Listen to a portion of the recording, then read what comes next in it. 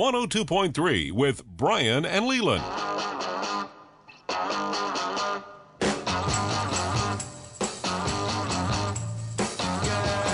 You really got me going. You got me so I don't know what I'm doing.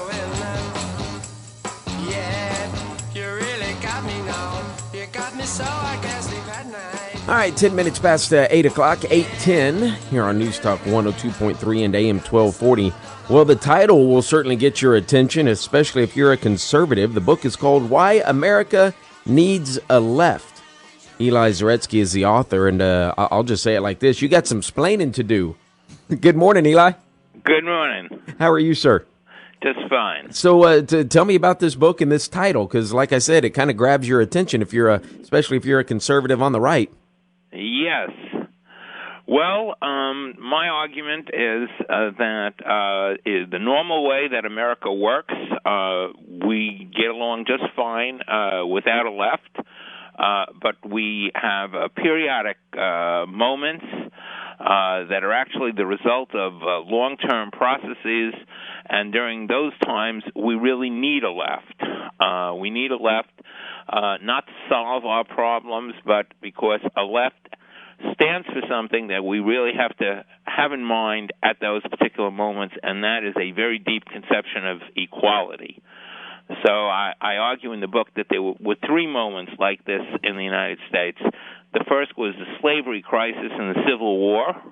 We had a left. That was the abolitionist left. The second was the crisis over industry, and we had a left, which was the socialist left. And the third crisis is the long-term crisis we're facing today. Is a crisis rooted in finance, rooted in globalization. We're going to need a lot of help from a lot of different people to get the United States out of that crisis. But one thing that is going to be indispensable is there's going to have to be a left. Now, does the left have the answers? If we just let the left give us the solution, we'd come up with the ideal scenario? No, not at all. The left doesn't have the answers, but what the left does, it brings us more deeply in touch with who we truly are as a people, and who we, the American people, truly are as a people, is we have a very, very deep commitment to equality. It is also true that we believe in individual freedom, and if there was ever a conflict between individual freedom and equality, we have to go for individual freedom. Absolutely. I believe that very deeply. But we, as a people, we're not just a bunch of people who are committed to the idea that we should all have a chance to succeed. We also have a very deep idea that there's something fundamentally equal between us, more than just we all get the vote. We're in something together. And it's not just we have to help out the poor. It's not a matter of compassion. It's a matter of equality that runs through the whole society. And what the left does in these crucial moments, it reminds us of that.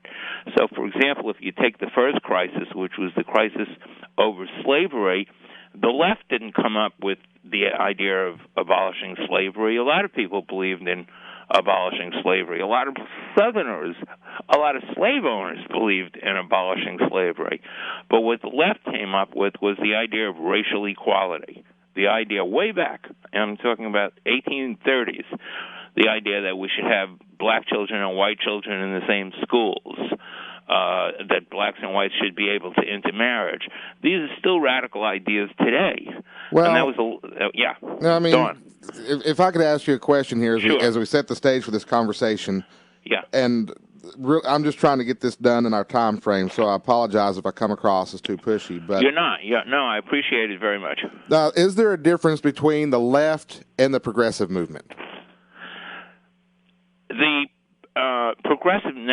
progressive movement had a left. It had the socialist left. It had a left within it. Okay, because the reason I ask is, you look at, let's take the Eisenhower presidency. Eisenhower was a Republican. Yeah. I don't know that you could call him a liberal or a leftist, But he was progressive. He did take steps to build up the country's infrastructure. He Right. did take steps towards civil rights and doing away with segregation, Right. while at the same time balancing the country's budget. So I would classify him as a progressive, not necessarily a liberal. Right. Yeah, I completely agree with you. At the time when Eisenhower was president in the 1950s, the parties were not polarized in the way they are today. So you had progressives and moderates in both parties, and really you had leftists in both parties. And he was in the Republican Party, but he was a progressive Republican. It meant he supported the New Deal in a moderate, progressive way. He was not going to try and push it much further, though he did do things, but he supported it. Well, back in the 1950s, and going back to the 40s, I mean, opposing the New Deal was a good way to get voted out of office. So, I mean, that was just the way it is. The reason I ask that question is whenever I have friends, I do have friends, but when I have conversations with my liberal friends, that's the argument I get is, well, if it weren't for liberals, we would still have slavery. If it weren't for liberals, there would be no minimum wage. If it weren't for liberals, we wouldn't have this or we wouldn't have that. And I'm thinking that what if we're giving the liberals credit or the left credit for things that it was actually the progressives that accomplished? For example, take the slavery issue. We founded our country on the premise that all men are created equal and are endowed by their creator with certain unalienable rights. But even when those words were being written, we had people in America living in slavery. Right. Okay, you had people on all sides of the aisle that wanted to work toward that goal of achieving that equal, under the law, all men are created equal status for all Americans. How to get there was the $64,000 question. Am I making sense? You're making very good sense. But it was not the left that told us how to get there. You're absolutely right. There were people on both sides of the aisle who wanted to get there. Let's say get there, like abolish slavery. But they argued about how to get there, and that was what really held people up. And the left was almost, you could say, irrelevant to those arguments. So it was, like you say, progressives, conservatives, slave owners, moderates, all these people were having those kinds of arguments. What the left brought to the issue, and that is really crucial, is that in the process of ending slavery, what would the meaning of the ending of slavery be? The meaning was ambiguous because you could end slavery and still have a racist society. You could end slavery and still say these are inferior people. A lot of in many ways that's what happened, and in other countries like Brazil and so forth, that's how they ended slavery, with the idea that we keep the slaves inferior.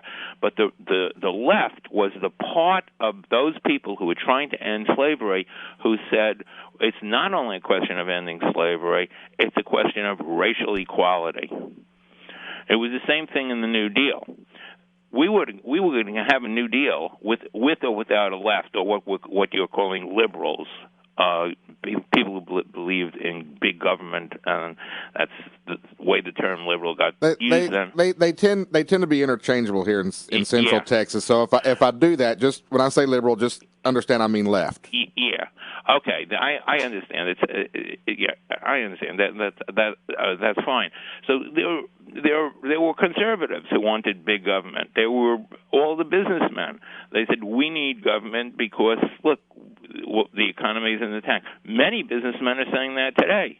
Many businessmen want financial regulation. They want government spending and so forth because they see that as a solution to the economy. So we don't need a left for that.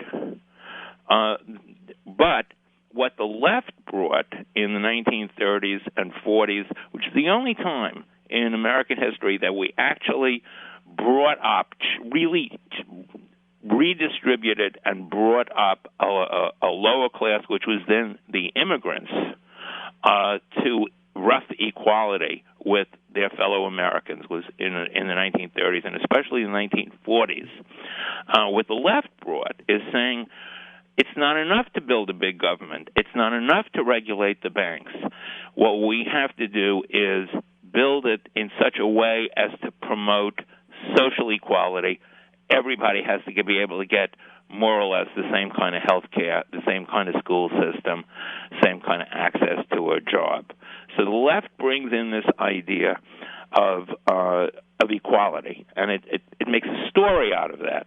When Jefferson wrote all beautiful words, all men are created equal, they are endowed by their Creator with inalienable rights, life, liberty, and so forth, it was just a rhetorical flourish. But at the time of the abolitionists, and then a time, again, with the New Deal, the left pointed to those words and said, that's the American story. Not the Constitution, but the Declaration of Independence that says that. So it's this idea of equality that the left keeps bringing in. Now, let me ask you about the left idea of equality. Is it that you're created equal and you have equal rights and equal opportunity, or does the left believe that equality means that we all wind up on the same playing field financially and economically and what have you? Yes, it's a deep and complicated question, but it's not the idea that we all have the same opportunity, because everybody thinks in America that we should all have the same opportunities, but they don't look at what that means. You know, nobody in America believed in freedom more than the slaveholders. You're from Texas. No one spoke for freedom more than the people in Texas who owned slaves. So freedom for them meant to own slaves. But the abolitionists said, no, we don't believe in that kind of freedom. We don't believe in freedom to hurt other people or exploit other people or own other people. We believe in equal freedom. It's that's the right to swing your fist ends at the tip of my nose type equality and freedom. Well, it's even more. It's even more than that. The socialist tradition is very, very important in the United States. You're from Texas. That tradition comes out of the farmers. It's the farmers who created the first government intervention in the old populist movement, the need to limit the power of the railroads, and so forth. And so their conception of equality was not just we all have a chance, and we don't discriminate against blacks, we don't discriminate against women. That's good. That's a liberal conception of equality. But the left conception of equality is, we're not going to let people die because they can't afford health care. And, the left conception of equality is not like everybody gets a school, but some people get really bad schools and other people get really good schools, but rather we're going to take money from the districts that are able to afford the really good schools, and we're going to raise up all of the schools. So it's active measures to promote equality. I think there's just a big difference between equality and opportunity, Exactly. And I think America is the land of opportunity, and everybody has the opportunity to live where they want to live, work where they want to work, pursue whatever dream they want to pursue.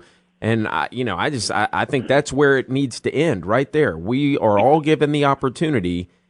Go out and get it or don't. Yeah, well, I understand that you are expressing the American creed, and the Nazis didn't have that, and the communists didn't have that, and the Americans had that. Anatole France, a great French writer, said, "Well, we have this in France. Every single individual has the same opportunity to sleep under bridges or steal oranges."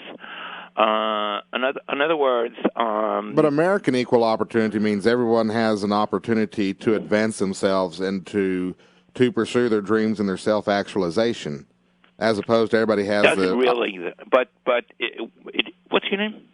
I'm Leland. Right. Yeah, Ron. It doesn't really mean that. You see, when America was founded in the 18th century, we were unique because we had this whole continent of land that, basically, with a couple of Indian wars, we could give, and was rich good land, and we gave it to our citizens, and we went around the country and advertised, you come here, you be a good citizen, you're going to get 350 acres of land plus a school plus access to a road or railroad and so forth. Then we really had equality of opportunity. Everybody had a job. Everybody had access. We don't have that, and we're not going to have it without active intervention by our government. That was very clear as early as the 1930s, and it's much clearer now. Everybody who understood anything about the current economic crisis that began in 2007 knows today. This country is not just going back to the booming economy that we seem to have in the 1990s and the Clinton years, or in the 1980s under the Reagan years. We're really have very much limiting the number of people who are going to be able to get good jobs, and it is part of the structure of the American economy. So we need reforms that will bring about just the same situation you're talking about, which is equal opportunity. The market is not going to do that. Well, I will give you credit for being a good ambassador for the left on the program today. This is about the best presentation of the ideals of the left that I've heard since college, really. So I definitely appreciate that. And if I understand what the message of your book is properly, if we can summarize this, it's that you shouldn't just let the left run the show, but they definitely add something to the conversation as far as helping us find our moral center. Beautifully put. I wish I had you with me when I wrote my book. That's exactly my point. I would not want the left to run the show. Definitely not. Eli, we appreciate your time this morning. Where can our listeners get a copy of the book? Yeah, you can get it on Amazon. It's called Why America Needs a Left. I think most people think it's a really good read. It's a short book. You can ask for it in your bookstores. I'm pretty sure there's an electronic edition. Do you have a website?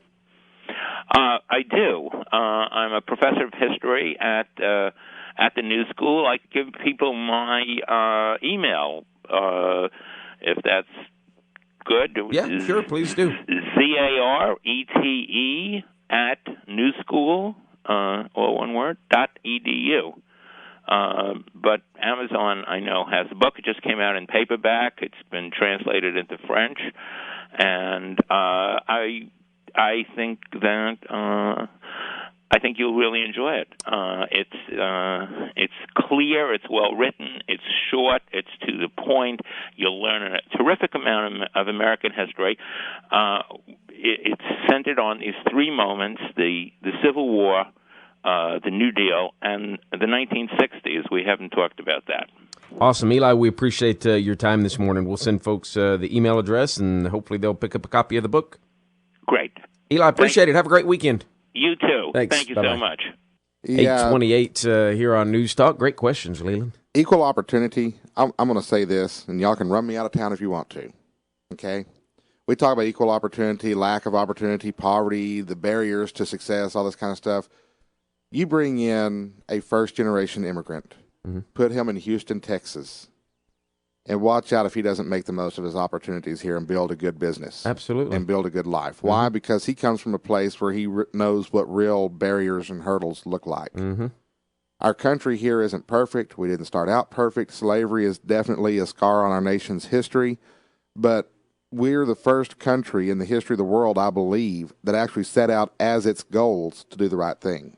Well, the thing that I was a little bit, maybe I was misunderstanding. I don't know. Correct me if I'm wrong, but to say that the economy, that our current job network won't provide equal opportunity for everybody, I disagree with that. I mean, we don't need the government to help people get good jobs. Did you go through a government program to get this job, or any of aside from public schools? No. Any of the 15 million jobs you've had? I mean, no. And in fact, I never collected unemployment. So, yeah. Now, I did collect when I had a couple of babies with the help of Medicaid. But I had one. My wife had one baby without Medicaid, and we paid for that with the Discover card. So, making the most of opportunities there. You got to understand, Eli's got a 212 area code. That means DC Metro. Okay, so he's got that mindset. We used to have a mindset in this country: you give me a pocket knife and I'll carve out a forest.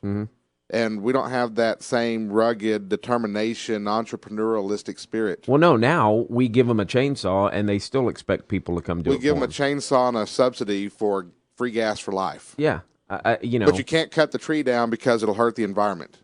Good luck with that. We all know, if you've listened for very long, I've moved around a lot growing up. Not because first thing people ask is, "Oh, was your dad in the military?" No, he was providing for his family and following opportunities. And when the market in Austin for big construction dried up in the late 80s, because that's what he did, project management, we moved to Connecticut because that's where the market was flourishing and that's where a job was for him. Yeah, Congressman Mike Conaway said during a press conference one day, somebody asked him about unemployment. He says, if you're having trouble finding a job, move to Midland, Odessa, where the unemployment rate is 3.5% to 4%. Yeah, and that's that's an overinflated number too. If you don't if you don't work when you live in Midland, Odessa, it's because you don't want to. Absolutely. I mean, that's just the way it is. Sorry, but that's the way it is. 8:31 in time for the Osgood Files.